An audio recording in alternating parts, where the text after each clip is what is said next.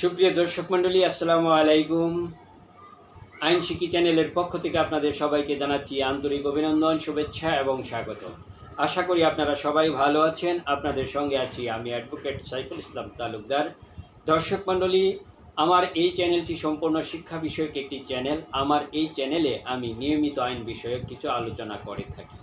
আমার এই আলোচনা যদি আপনাদের কাছে ভালো লাগে তাহলে সেটাই হবে আমার পরম পাওয়া, চরম সার্থকতা। দর্শক মণ্ডলী, আজকে আমি আপনাদের কাছে একটি বিষয় নিয়ে হাজির হয়েছি। বিষয়টি হচ্ছে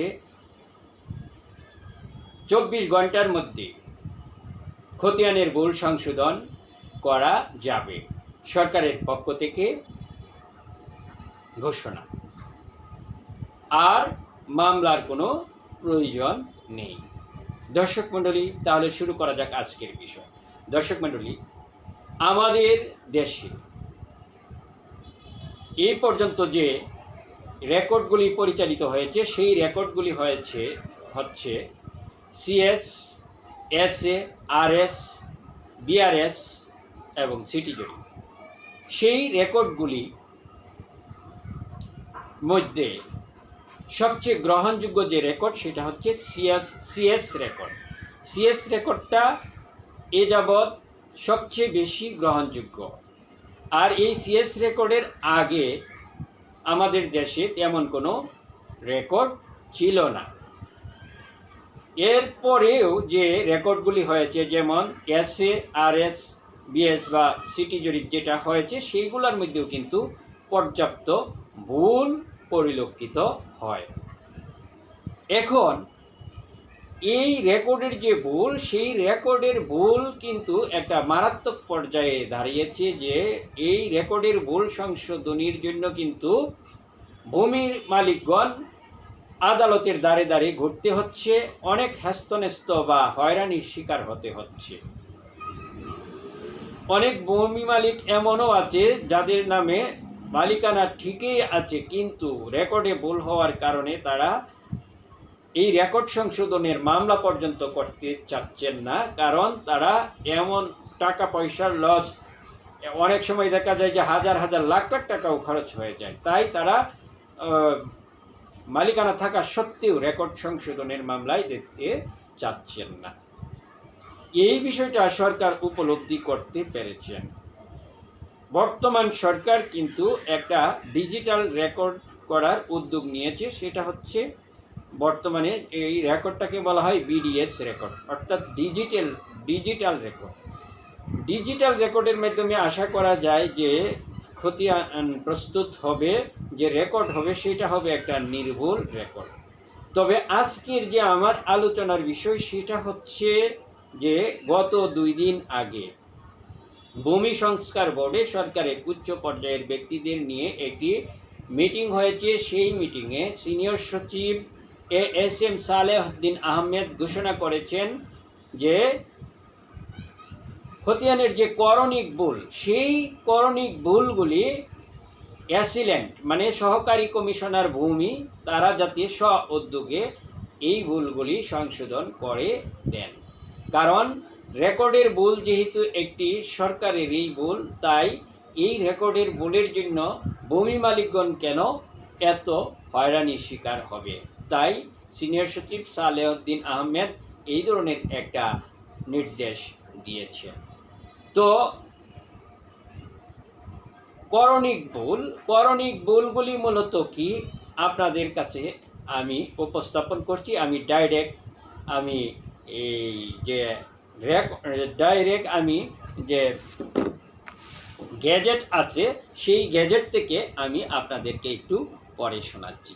যেমন খতিয়ানে করণিক ভুল বা ক্লারিক্যাল মিস্টেক। করণিক ভুল এমন ভুল যা প্রকৃতই সরল বিশ্বাসে ভুলক্রমে বা অসাবধানে হয়েছে বলে বোঝা যাবে। এইরূপ ভুলের পিছনে কারো কোনো অসাধু উদ্দেশ্য ছিল এমন প্রতিবাদ হবে না। এই ভুলের সাথে অন্য কারো সত্য স্বার্থের সংশ্লিষ্টতা থাকবে না এবং যা সংশোধন করলে অন্য কোনো ব্যক্তির স্বার্থ নষ্ট হবে না। যার নামে খতিয়ান সৃষ্টি হয়েছে সংশোধনের পর তার প্রকৃত প্রাপ্যতা অপেক্ষা ভূমির পরিমাণ কম বা বেশি হবে না, তবে সংশোধনের মাধ্যমে তার ভূমিসত্ত্বের অস্পষ্টতা দূরীভূত হবে। এইখানে বলেছে যে করণিক ভুল মূলত কি ধরনের ভুল, অর্থাৎ সরল বিশ্বাসী যে ভুল, অফিসের কর্মচারীদের সরল বিশ্বাসী এবং অজানাবশত যে ভুলগুলি হয়ে থাকে সেটাই কিন্তু করণিক ভুল। এখন করণিক ভুল মূলত কী ধরনের হতে পারে সেটা থেকে আমি একটু আপনাদেরকে পরে শোনাচ্ছি। যেমন করণিক ভুলের মধ্যে নিম্নরূপ ভুল বহুলভাবে পরিলক্ষিত হয়। খতিয়ানে মালিকের নিজ নামে কিংবা পিতা বা মাতা বা স্বামীর নামে করণিক ভুল। যেমন আব্দুর রহমানের স্থলে আব্দুর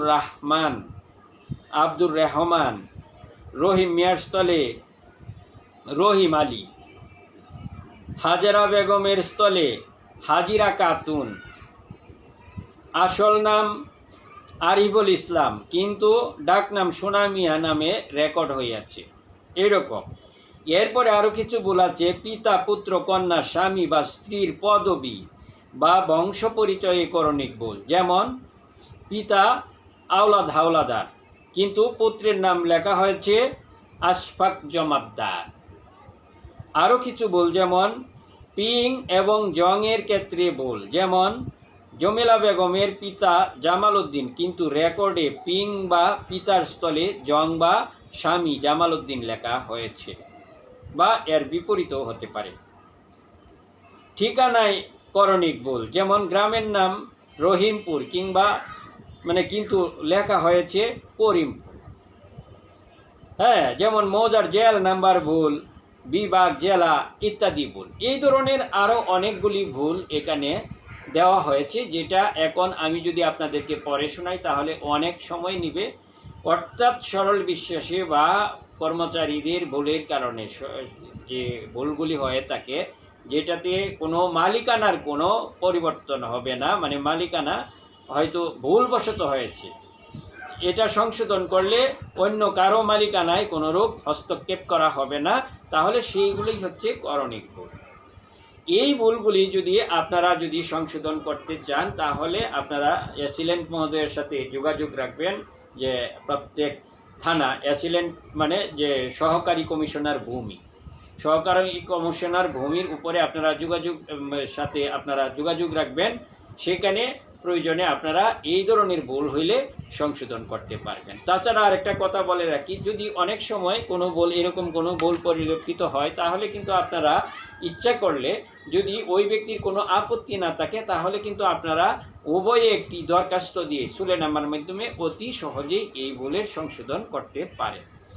সুলেনামার মাধ্যমে কিন্তু আরও বড় ভুলও সংশোধন করতে পারে অ্যাসিলেন্ট মহোদয়, যদি কারো আপত্তি না থাকে। আর যদি এখানে কোনো সত্যের কোনো প্রশ্ন থাকে, যদি দেখা যায় যে এই ভুল সংশোধন করলে মালিকানার কোনো সমস্যা হবে, জমির যে সত্ত্ব জমির কম বেশি হয়ে যাবে, বা আর কোনো ব্যক্তি তাতে কোনো অবজেকশন দেয় যে আমার মালিকানা এখানে আছে, তাহলে সেই ভুলগুলি কিন্তু অ্যাসিলেন্ট মহোদয় সংশোধন করতে পারবে না। এই ধরনের যদি কোনো ভুল হয়ে থাকে তাহলে কিন্তু আপনারা ল্যান্ড সার্ভে ট্রাইব্যুনালে মামলা করতে হবে এই খতিয়ান বা রেকর্ড সংশোধন করার জন্য। ল্যান্ড সার্ভে ট্রাইব্যুনালে কিন্তু মামলা করার জন্য একটা নির্দিষ্ট একটা সময় থাকে। যেমন দেখা যায় যে কোনো জায়গায় চূড়ান্ত রূপে গ্যাজেট প্রকাশিত হওয়ার পর 1 বছর সময় নির্ধারণ করে দেওয়া হয়। এই 1 বছরের ভিতরে যদি আপনি রেকর্ড সংশোধনের মামলা না করতে পারেন তাহলে কিন্তু দেওয়ানি আদালতে আপনার মামলা করতে হবে। দেওয়ানি আদালতে মামলা করে আপনি রেকর্ড সংশোধন করতে পারবেন। আর নির্দিষ্ট সময়ের মধ্যে হইলে আপনি ল্যান্ড সার্ভে ট্রাইব্যুনালে মামলা করতে পারেন। যাই হোক, আশা করি আপনারা বিষয়টা বুঝতে পেরেছেন। তারপরে যদি কোনো ধরনের প্রশ্ন থেকে থাকে আপনারা আমাকে কমেন্টসে জানাতে পারেন। আর আমার এই ভিডিওটা যদি আপনাদের কাছে ভালো লেগে থাকে তাহলে আপনারা লাইক, কমেন্টস এবং শেয়ার করতে ভুলবেন না। আর আমার এই আলোচনা যদি আপনাদের কাছে ভালো লাগে তাহলে আমার এই চ্যানেলটিকে সাবস্ক্রাইব করে আপনাদের পাশে থাকার সুযোগ করে দিন।